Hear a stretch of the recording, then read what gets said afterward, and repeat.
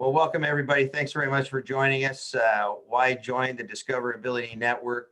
I can't stress enough how much of a linchpin this program will be and has been in our community over the last year to really demonstrate the advantages of hiring persons with a disability and what it means to be not only the right thing to do, but really the smart business thing to do.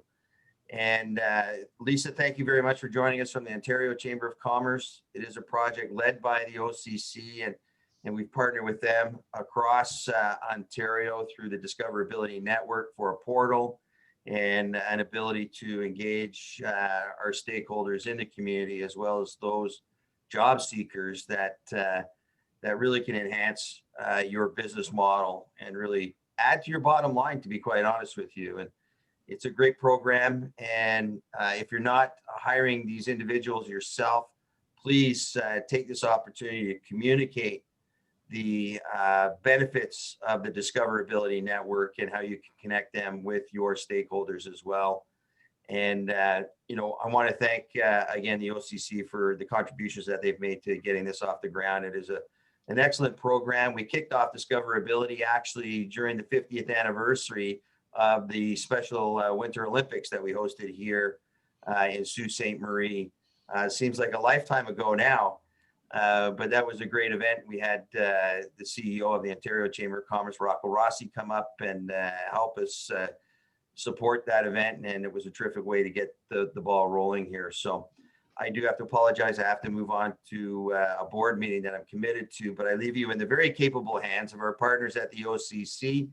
And thank you for letting us have the opportunity to record this. We are going to make this available after this session to ensure that we're getting as many members, and businesses aware of this great opportunity. So if you want the link afterwards, please reach out to us and we'll ensure that you can get that and provide that to your networks.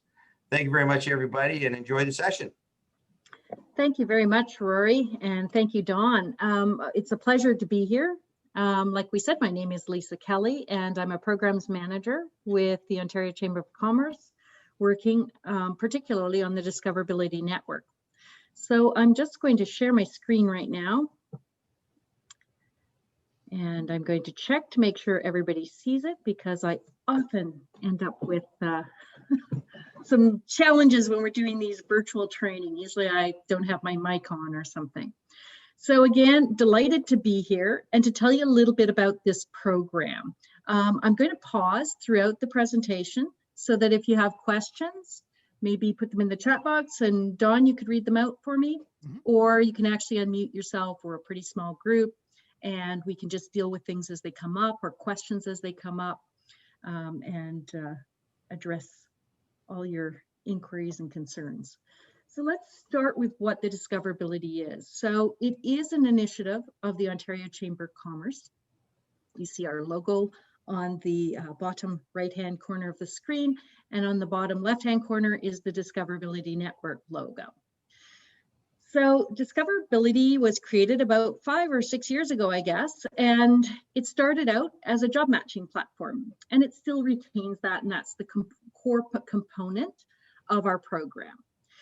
That job matching platform connects businesses to people looking for jobs to meet business needs and workforce needs. The difference with our platform from other platforms you might be familiar with is it connects job seekers who have a disability with business. So almost all of the people that use our platform self-identify as having a disability. The second thing that we've rolled out and really in great depth in the last year is free training, because we understand that businesses may not be familiar with all the topics, employment service agencies where we can, if they're not familiar with supporting people with disabilities, and also directly to job seekers, actually, to talk about issues related to employment, job search. So we do that weekly as well. All of that is provided free. So you as a business, if you're joining our network by advertising jobs, we're delighted to be able to provide you with free training. I think we have about 12 modules that you can select from, and we'd be happy to present that as many times as you want to your employees and to be able to support you in hiring people with disabilities. The third thing we do is we're creating networking events. So these are events, not job fairs. So I see that we have some community living representatives here, great organization. They're not job fairs per se, but what they are is a chance for people with disabilities to meet with businesses so that both can build their comfort level in talking about issues related to disability and employment, and also build out their network. These have been very successful. We've done some with fixed software. We've done this with IBM. We're going to be doing something coming up with Soft Choice. So we continue to do this. Unfortunately, we can't do it in person because of COVID, but right now we're doing virtual meetings. So there's those three components, all are provided free through the chamber. Before I start on any session, I like to talk about what disability is, because oftentimes when I speak to people, they have it set in their mind what their vision of disability is. And it's actually usually a lot broader and a lot more complex than what they've considered. So the first thing I'll do is, I'm giving you a medical model of disability up on the screen, okay? And in that, we look at disability as some kind of impairment that has a diagnosis that's then treatable, okay? And disabilities tend to be grouped into, let's call them baskets, okay? So just to get you thinking about what types of people we're talking about you employing, it could be somebody with a physical disability. Maybe somebody with a mobility issue. So maybe somebody with a limp, somebody who uses a cane, somebody who uses a wheelchair, or somebody with limb loss. Those would all be examples of mobility disabilities. But there's also sensory disabilities that are still physical. So perhaps somebody who is deaf, somebody who has difficulty with touch or a loss of sensitivity, somebody who has vision loss or is blind.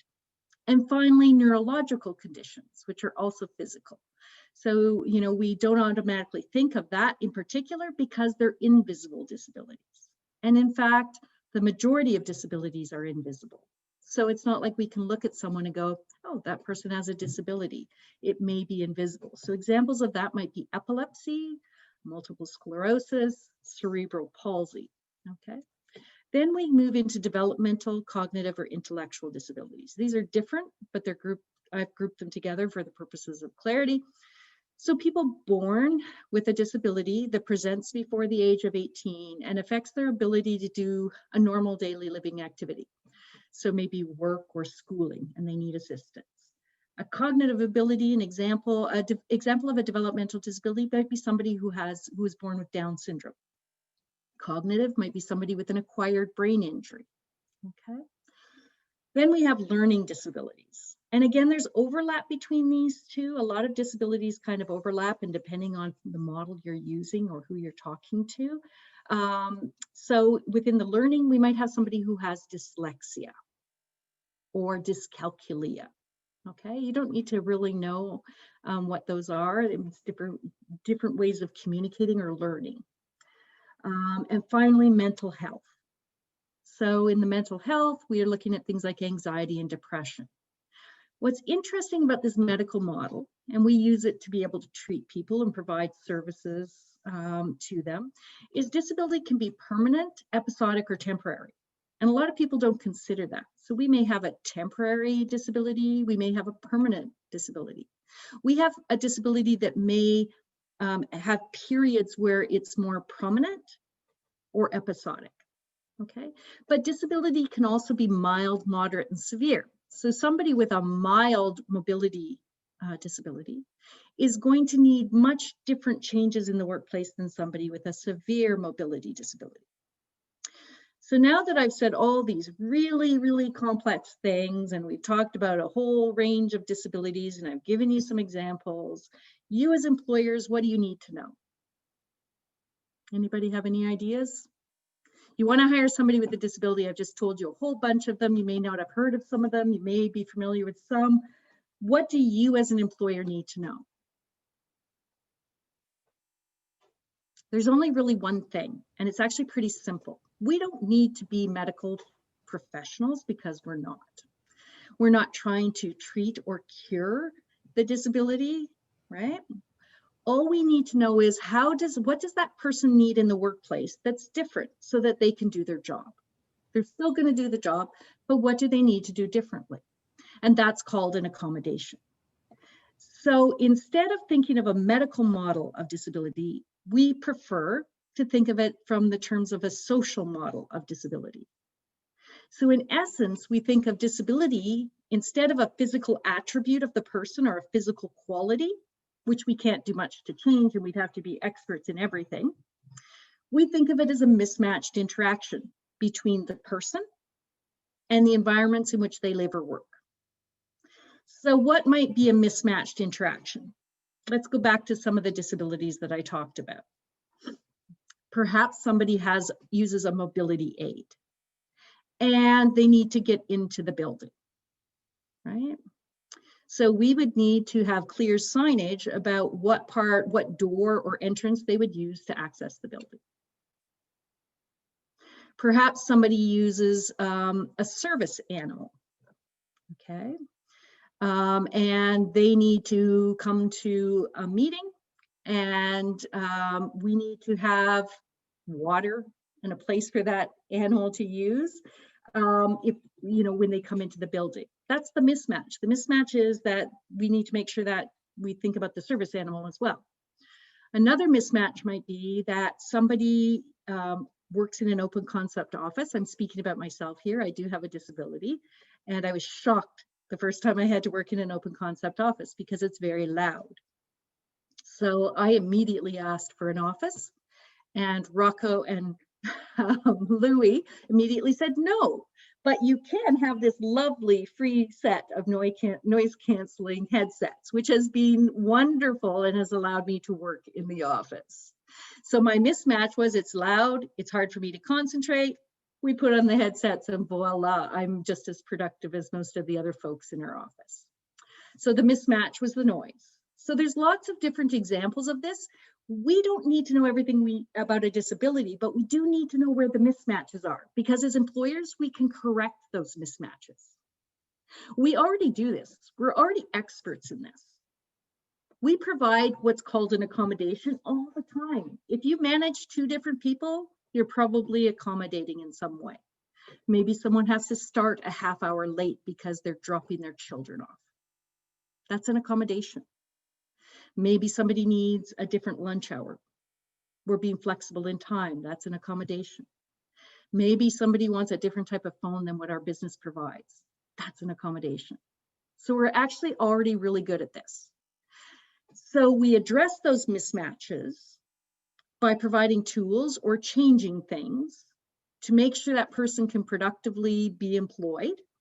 And that's called an accommodation. I'm going to pause here and ask if there's any questions. The takeaway here is I want you to start thinking about it's just ways of making people more productive. That's really what we're asking for when we talk about accommodations. We don't need to be specialists in disability. We just have to ask the person what they need in order to do their job well. That's pretty simple. Okay, let's look at why this matters, okay? So I'll call it looking at the numbers. It's estimated by Stats Canada, that's the quotes, the figures that I'm using from the 2017 survey, that over 20% of Canadians have a disability. That's a staggeringly large number. That's 1 out of 5 Canadians, or 6.2 million Canadians. So that means approximately 20% of your workforce probably already has a disability. Probably a little lower because the unemployment rates for people with disabilities is lower. 20% of your customers or your consumers have a disability. 20% of your suppliers, 20% of your coworkers. This should matter to us. We want 100% of our workforce to be achieving at top productivity.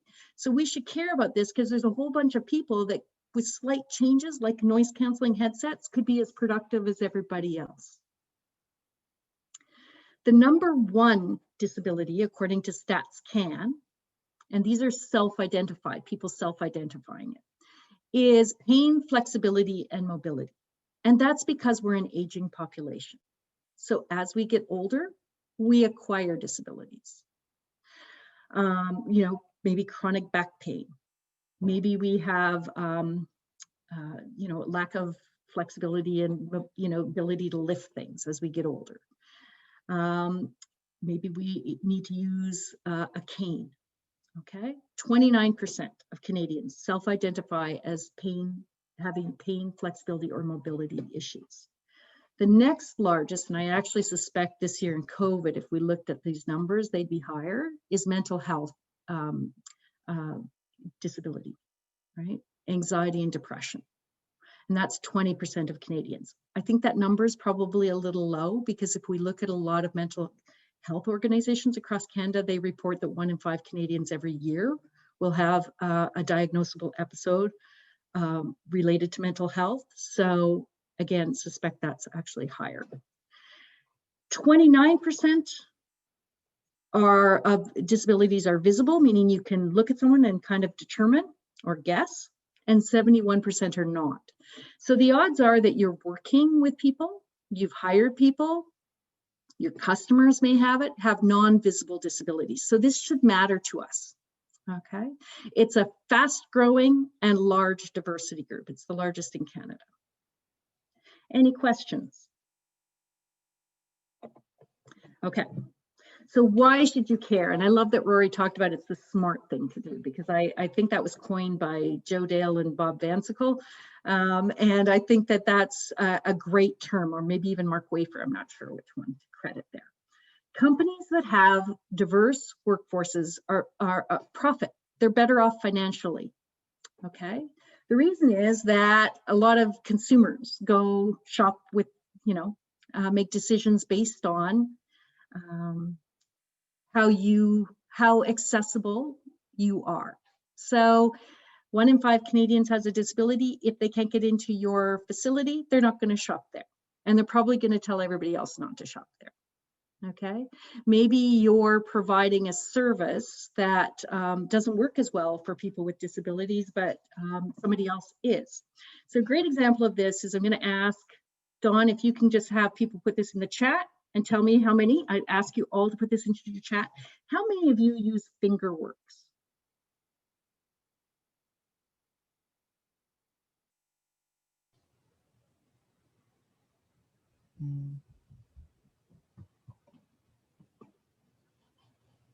Do we have any people not seeing anybody yet? Okay, so nobody uses FingerWorks. You're all wrong. You all use FingerWorks. If you use one of these, let's get it on there at the screen. And this touch screen was technology created by a company called FingerWorks for people with disabilities who had touch issues, touch sensitivity. Apple bought it and turned it into the first touch screen. So if you use a touch screen phone, that innovation was driven by disability. That's the power. If you're still trying to press buttons, which those phones don't really exist anymore, you're behind the 8 ball. It's why tech companies have gone so heavily, right, into diversity hiring and disability hiring, because a lot of disability actually improves our products and services. How many of you use closed captions? Especially right now during COVID, that's become huge, right? You can hear what people are saying, be able to read it as well if there's troubles with the audio. I use it on my TV at home because the sound quality in my sound quality is okay, and my hearing's not so okay. So I use it. Also, an innovation that was driven by the disability market. There's really a ton of examples. OXO Good Grips. Anybody who uses those kitchen appliances with the heavy black plastic handles, that was driven by disability because the owner's wife developed arthritis and had grip problems. It's now the #1 kitchen utensil company in the world. So we can learn a lot, and there's a large consumer market for this. We do know that companies that are inclusive of disability actually have higher revenue, better profit margins, and higher, better performance, better economic profit margins, and higher revenue. Okay, and I've got all my sources here in case you want to look that up yourself. Then we have the traditional things as well. So we, the Chamber is constantly asking you questions for our Ontario Economic Report. So we know internally about 75% of the businesses that we spoke to who have hired people with disabilities said they met or exceeded expectations. Bank of Montreal also did a survey and they say 77%. So of course that's the statistics I'm going to quote. How many of you would say in your business currently that 77% of your employees meet or exceed your expectations? I don't think that it would be that high. So we got a body of candidates that small business in Ontario is telling us actually do a really good job. We know that people with disabilities have higher than average retention rates and company loyalty.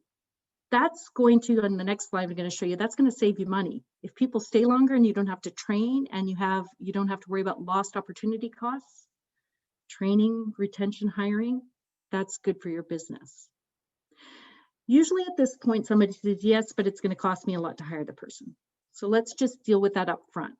60% of accommodations cost absolutely nothing. So not everybody with a disability needs an accommodation. I've had a disability for over 40 years. It's only in the last year when I joined the Ontario Chamber of Commerce that I required an accommodation, the headsets, and that the Chamber very, very nicely gave me very, very promptly. But for most of my life, I've not required an accommodation for my disability.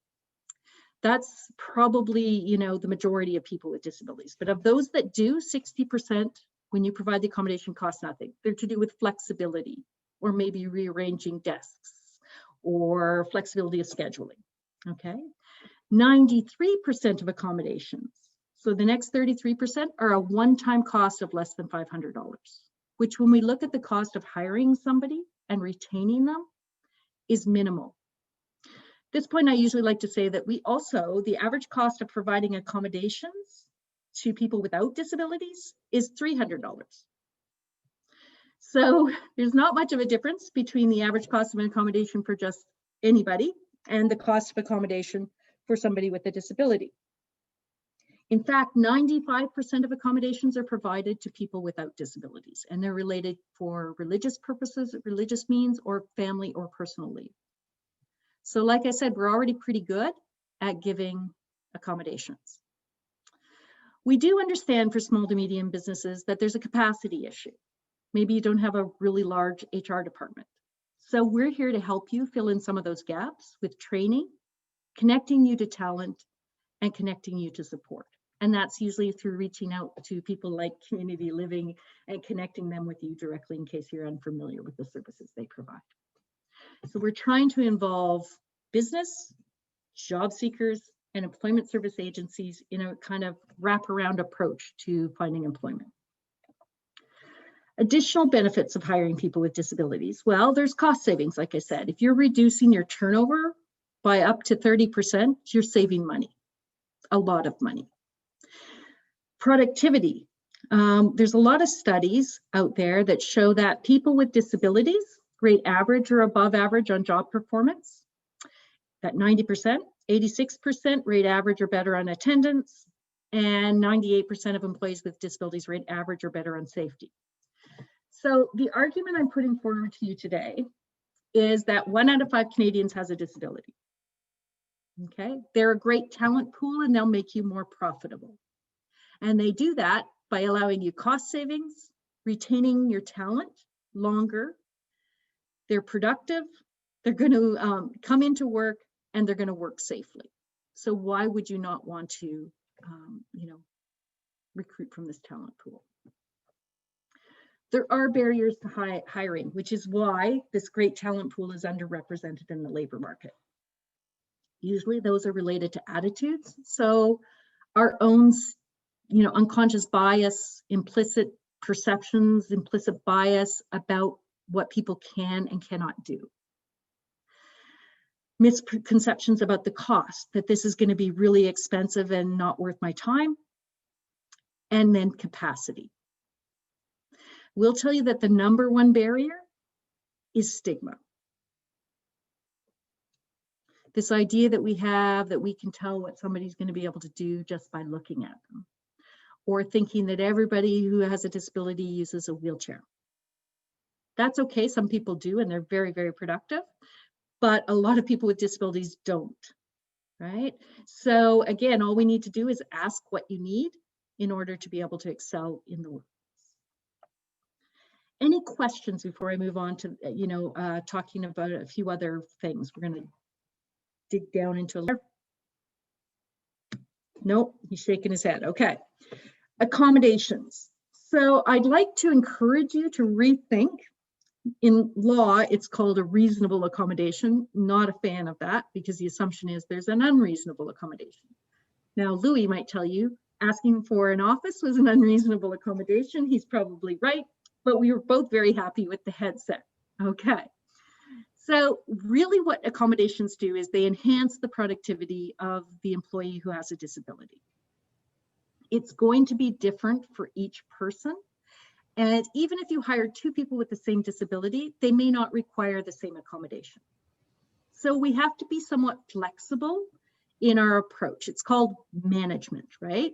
So we have to be flexible in the idea that somebody with a severe disability in job A might need a much different accommodation than person B with the same disability, but it's moderate in a different job, okay?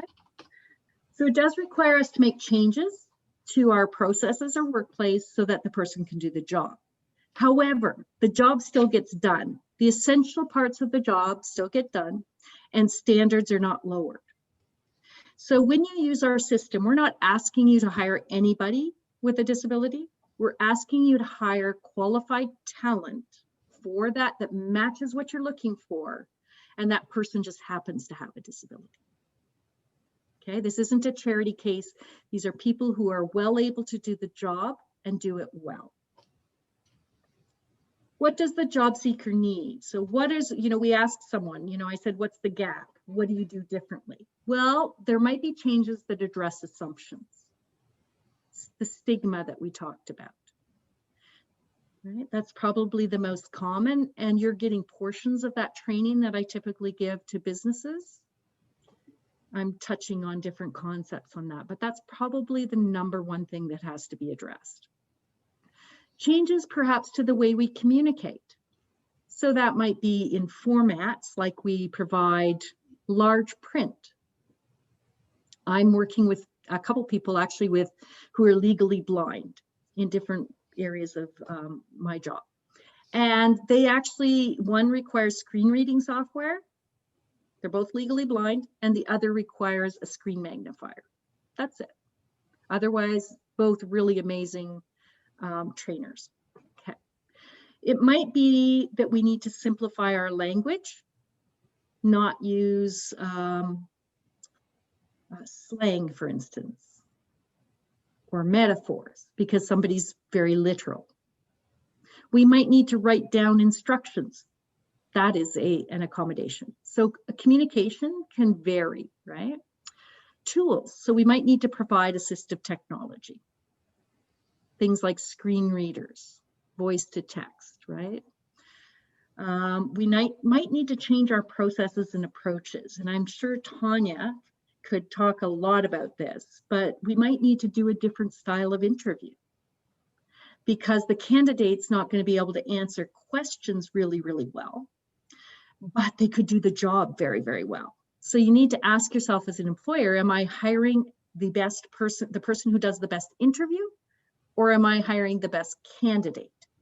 So I have an employer, a small employer in Hamilton, who's in the hospitality sector. And he had 13 job openings. He ended up, he wanted to fill all of them with people with disabilities.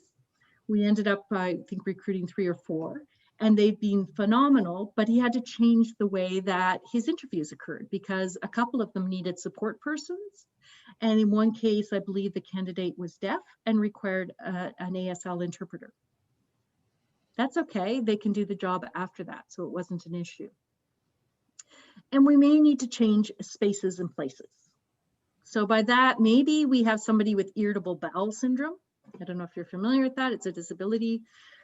And they may need to have a desk closer to the washroom. That's an accommodation. It may be somebody who requires a wider aisle. It may be somebody who requires noise canceling headsets because it's very loud in the office. So I know automatically we go to ramps and elevators, but I actually want to address that elephant. I call it the elephant in the room, or the moose in the room, if you're Canadian, whatever you want to call it. But you know, the reality is most accommodations cost less than $500 one time or are free. How do you know what an accommodation a person needs?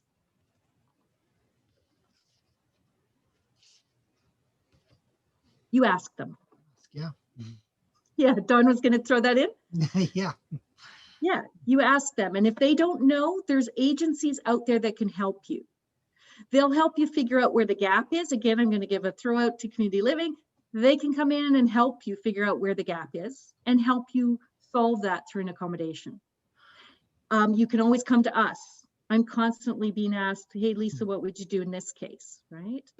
And if I don't know, I'll connect you with somebody who does. We're here to provide you with that support. But generally, the person has a pretty good idea of what they need. The only difference in that is maybe somebody who's acquired a disability later in life, and because it's new to them, they're not as familiar yet, or maybe somebody new to the workforce isn't aware of what they could ask for. And in that case, again, we're here to support you or connect you to people who can support you. We do have a roadmap on our website. I've put the link, it's hard to find. My next task is to actually redo our website, but we do have links under each of these to tools that are free that we've curated and we think are the best out there. So a link under Find Talent, obviously, to the Discoverability Network, okay? For interviewing and hiring, right? Some tips on how we can make our interviews more inclusive. Some examples of better ways to ask questions. A description of what a working interview might look like. And we've provided all of these with links for you so that you can learn more about it if you need this, okay? You get started by actually creating a free employer account on our system. So this is our website up here. You'll see that they've selected its business. There's resources available. That's the roadmap that I talked about. And the roadmap can also be accessed through Get Started. But if you wanted to start posting a job today and connecting with talent, you click this yellow button. All right. You can also contact us. We'll help you set up an account. I put Sophia Dritzis's name in here. She's there to specifically to help our employers. And you can also join us on an employer panel or networking event.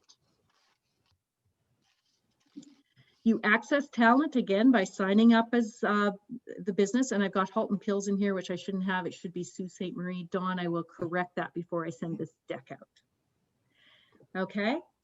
We talk again a lot about the benefits. There's videos up there. There's blogs. There's frequently asked questions again. There's a lot of examples of agencies in your area that you can connect with. So you'll find all of that on the website. If you can't, just reach out to Sophia or myself and we'll direct you to where you can find that. How does the system actually work? Well, you create a business account that's used to connect to job seekers. So you create a business account that tells people about your business. You know, maybe your experience in hiring people with disabilities, maybe some of the accommodations that you're able to provide, okay? And you post a job. We'll probably help you with that posting of the job because we want to make sure you're looking for actual things you need, not just like everything you think you need, okay? Writing better job descriptions that get you better fits, okay?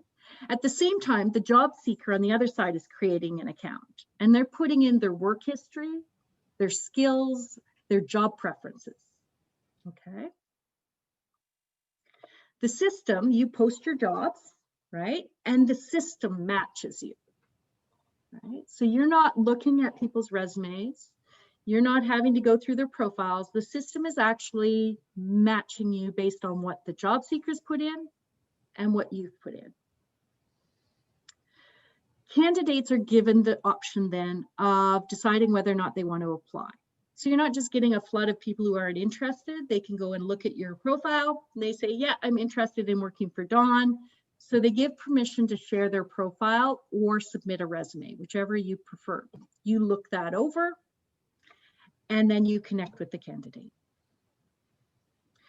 The role of the agency in this point would be to support the candidates as they go into the interviewing process, support the candidates to create profiles, and ongoing supports in case you need assistance with onboarding. We don't work on that.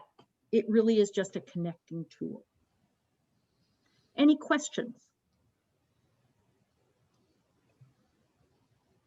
So the big takeaway that I want to leave you with today is we're providing you with a tool. Not the only tool you should use, but we think a very valuable one. We're giving you free training, toolkits, and the job matching platform to support you to recruit qualified candidates. The biggest question that employers we hear consistently and a lot of reports show is, where are the people with disabilities? The way our system's set up, they go to different agencies, and oftentimes you have to have a relationship. We're trying to help both agencies and yourself by creating a single talent pipeline. There's still the role for everybody. The agencies play a really important role in preparing candidates, helping them put up their profile, and obviously helping them prepare for interviews and also with on-the-job supports. This system actually just allows you to quickly filter down to the candidates that match across your whole region, eliminating you having to talk to, for instance, in Toronto, I have an employer who has to talk to 50 agencies when it's looking for one candidate for the right fit for the right role. So we want to be partners with everybody, help everybody get everybody hired. If you have any questions, I'll be sending this deck out with my email and my contact information, and happy to provide you with any answers or information that you may need. Does anybody have any questions for me? I can't have done a good job. I either bored you all or I've done a phenomenal job explaining, which I can't believe that we actually have. So I think you did an excellent job, Lisa. Salvatore, you have a question. Yes, I was just listening to everything you said, and I think it's a wonderful idea and a great program. I'm just curious what you would say to somebody who asks, how are you differentiated from like employment supports from the disability support program that the province offers?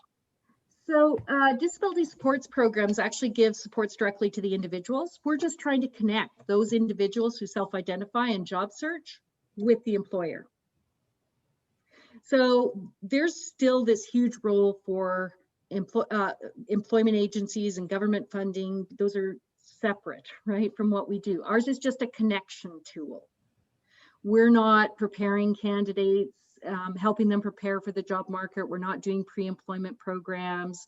We're not providing money to the people who have a disability for perhaps supports, right? All we're doing is connecting. And we're working with a lot of employment service providers across the province to bring them in, make them familiar with the program, get their candidates on. They can, in fact, choose to get their own dashboard. And Tanya, this is something we'll talk about. We have I think a meeting coming up, but that's separate. But we're really just trying to connect and make it easier for employers. So a really good example is I have an employer who heard me speak about 2 months ago in Mississauga. He needs 100 candidates. Regardless of how large the agencies that support people are, there's no single agency that can provide 100 people immediately. They want to hire 100 candidates with disabilities. So what our tool does, it allows all those agencies to put in all their candidates. Everybody's still getting hired. They're still getting supported by their employment service provider. But now my client doesn't have to call 50 agencies. He can just go in our system and find 100 people easily, quickly. Okay. Does that make sense? Yes, it does. Yep, absolutely. Thank you. Appreciate that. No problem. Yeah, we're just trying to make it easier. Like I said, single funnel, one place where employers can go. Any other questions? That was a great one, by the way.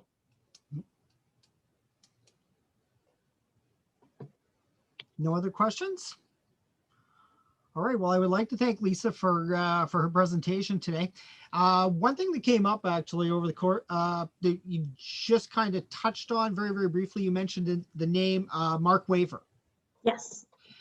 We actually had Mark come to Sault Ste. Marie, I think about 3 years ago or 4 years ago. He came up and we did a breakfast with him.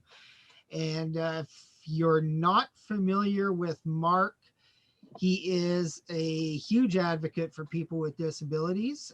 He and his wife own a number of Tim Hortons locations throughout Southern Ontario.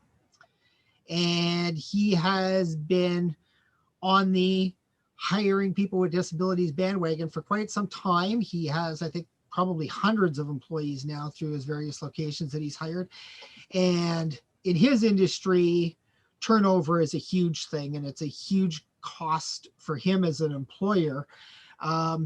So he has found through years and years that, you know, the people that he has brought on, he talked about, you know, how this has benefited his business, both from a cost perspective, but also from an innovation perspective, because what he found is that, you know, the people that he was hiring with disabilities, whatever the disability was, whether it was physical, whether it was learning, he found that they were productive, they were long-term employers or employees, because, you know, they had this great job. They once they had the job, they didn't want to leave. Yeah. And he was able to, he learned over time that he could promote these individuals into supervisory and management roles, and that they also came back to him with great ideas for innovating and making his businesses more accessible, which worked well for his customer base as well. So I usually, if you want, look him up online. I've actually put the link in. Yeah. Mark has sold his restaurants. I've worked with Mark a lot. He's great. That is the summary of the story. So Mark had 5 of the 6 most profitable Tim Hortons, I believe, in Canada. He attributed that to hiring people with disabilities. They constituted about 20%, I think, of his employee base. In the quick service restaurant industry, which Mark works in, the turnover in a large urban area is anywhere between 75 to 100% in 1 year. Wow. Mark's turnover was 34. Yeah. So that's all profit that you're keeping, right? So it's a really powerful story. Mark's been featured on CBC, on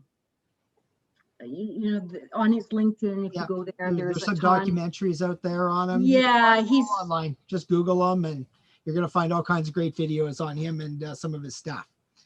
Exactly. And I'll put in a link to one of the best ones right there. So you've got 2 links right in the chat if you want to look, because he's a huge advocate. He demonstrated how you can make money, and he's an amazing employer. He'd also tell you that he had a really loyal customer base because he was an inclusive employer. So a great example, Don. Thank you for bringing that up. Before we wrap up today, I do want to point out that this is the first of a number of sessions that we're going to be doing with discoverability over the course of the next couple months or so. We do have our next one scheduled for January 27th, and the registration for that one is on our website already. So just go to our website, click on our events, and we hope you'll join us for that one. That one is actually going to be a little bit more of an in-depth look at the Accessibility for Ontarians with Disabilities Act. Yes. So we're going to get, Lisa, maybe you can speak a little bit to what we might cover in that one, because that one might be a little bit more meat and potatoes and get into some specifics that the businesses really need to know. Yeah, we're going to cover specifically the 3 of the 5 standards of the Accommodation for Ontarians with Disabilities Act. So this is law, the customer service standard, information and communications standard, and we will be discussing the employment standard. So in quite great detail, I'll provide you with links to, for instance, if you need documentation or if you have to create a policy and that's portions of it, we'll be providing links to that for you so that you can easily access that, be able to answer any questions related to it, and we'll also touch on built environment. And like I said, that'll be the second one. We have a couple more that we have in the fire that you're going to start to see some promos on. But while you're thinking about it, after we wrap up today, just head over to our website, and we hope you'll join us for that next one on the 27th as well. The link to the Discoverability Network website and our portal is on our website. So you can just head over to our website at ssmcoc.com. We usually have something on the homepage. I'm not sure if we do right now, but we usually do. You can also just look under our resources tab and you'll see Discoverability. Once you go there, you can just link right to the portal, and then the portal gives you the option. If you're a business, it'll ask you specifically where you are. So you can just click Sault Ste. Marie and enter right into the portal from there. Lisa went through kind of the business end of it, but I think it's important to also emphasize that there is not just the business side of it, but there is the job seeker side of it as well. So we have a couple of people on the line here from Community Living Algoma that, let your clients know. Or, as Lisa pointed out, 1 in 5 Canadians lives with a disability. If you know someone that you think would benefit from this connection, let them know that this portal is out there and that there's something there for them too. It's not just for employers.